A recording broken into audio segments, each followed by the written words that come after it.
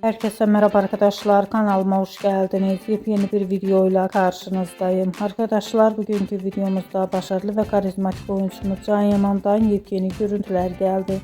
Can Yaman'ın Madrid'den muhteşem görüntülerini sizler için YouTube kanalımda video halinde sunuyorum. Can Yaman Madrid'de arkadaşlarıyla bir arada muhteşem fotoğraflar çektirdi.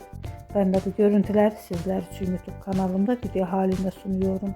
Umarım beğenirsiniz. Arkadaşlar, videomu beğendiyseniz kanalımı izlemeyi ve bildirim butonuna basmayı unutmayın. Şimdilik benden bu kadar olsun. Yeni videomuzda görüşmek üzere. Hoşça kalın.